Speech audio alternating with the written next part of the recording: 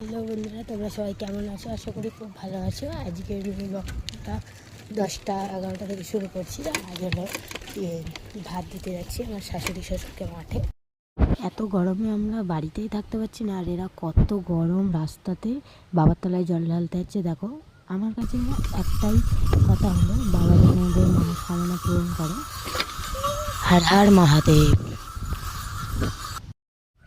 বাবার তলা বলে কথা, এখানে তো শান্তিই শান্তি। যেমন একটা মেয়ে তার বাপের বাড়িতে কত সুখীতে থাকে, সেই ওই জায়গাটাতে গিয়ে জল ঢালবে। ওখানে একটা বাবার তলা আছে, ওই যে ওখানে বাবার তলায় গিয়ে জল ঢালবে। আর এই যে যাচ্ছে এই রাস্তা ঘুরে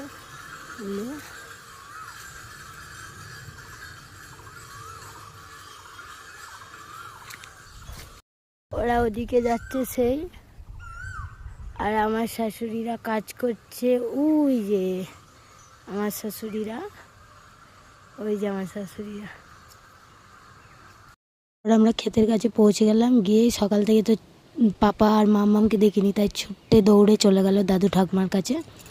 তারপর আমিও বসলাম একটু নিরাতে, পাপা মাম্মামরা খেতে বসলো বলে।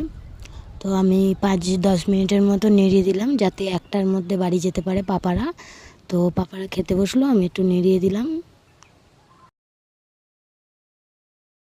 তারপর পিসিমাও নিরতে লাগলো আমার পাশেই। এবার পিসিমা বলছে, শুধু ভিডিও করছো, নিরো তাড়াতাড়ি, না তো তোমার ছেলের জামা হবে কি করে পুজোর সময় তো পাট উঠবে, ওর জন্য কথাটা বললো।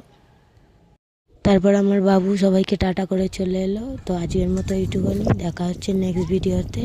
Bye bye.